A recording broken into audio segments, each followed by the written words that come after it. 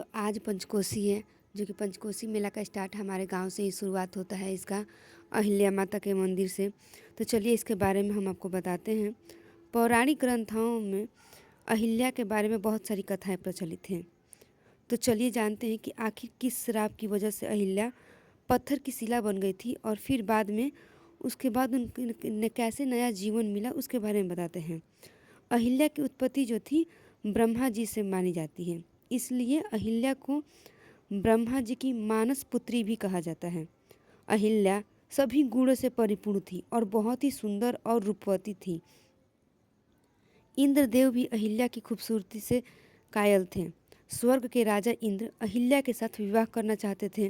ब्रह्मा जी ने अहिल्या के विवाह के लिए एक शर्त रखी थी कि जो भी तीनों लोक की परिक्रमा सबसे पहले पूर्ण करेगा, अहिल्या का विवाह उसी के साथ किया जाएगा। गौतम ऋषि और इंद्रदेव के साथ अन्य देवताओं ने भी अहिल्या से विवाह करने के लिए तीनों लोकों की परिक्रमा शुरू की।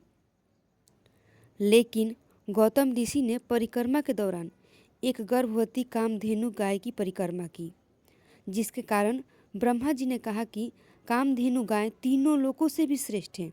इसलिए ब्रह्मा जी ने अपनी मानस पुत्री अहिल्या का विवाह गौतम ऋषि से करवा दिया। अहिल्या का विवाह गौतम ऋषि से होने पर इंद्रदेव क्रोधित हो गए। एक बार गौतम ऋषि अपनी कुटिया से बाहर गए हुए थे। उस समय देवराज इंद्र गौतम ऋषि का वेश बदलकर अहिल्या के समीप गए। उसी समय गौतम ऋषि वहां पर आए और उन्होंने बिना कुछ जाने क्रोधित होकर अहिल्या को पत्थर की शिला बन जाने का श्राप दिया।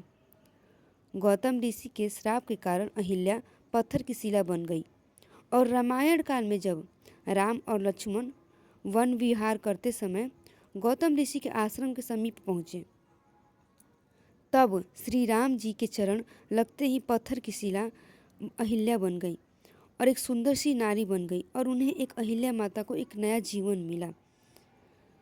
तब से यहाँ पे जो है हर एक वर्ष पंचकोसी मेला मनाया जाता है। पंचकोसी मेला जो है 5 जगह मनाया जाता है। जहाँ जहाँ राम जी गए थे, अपने पैर रखे थे, वहाँ वहाँ पंचकोसी मेला मनाया जाता है। तो सबसे पहला पंचकोसी मेला का जो शुरुआत है हमारे बक्सर ज़िला के अहिरौली गांव से होता है। यहाँ पे जो है बक्सर ज़िला में रामरेखा घाट से शुरू होता है और यहाँ पे अहिरौली गांव को अहिल्या धाम भी कहा जाता है, जहाँ पे यहाँ पे पुआ पकवान बनाया जाता है। दूसरा पड़ाव नादाव, जहाँ सत्तू और मूली खाया जाता है। तीसरा पड़ाव भभुआ, जहाँ पे चूड़ा और दही खाया जाता है। चौथा पड़ाव बड़का नुआव, जहाँ पे खिचड़ी बनता है।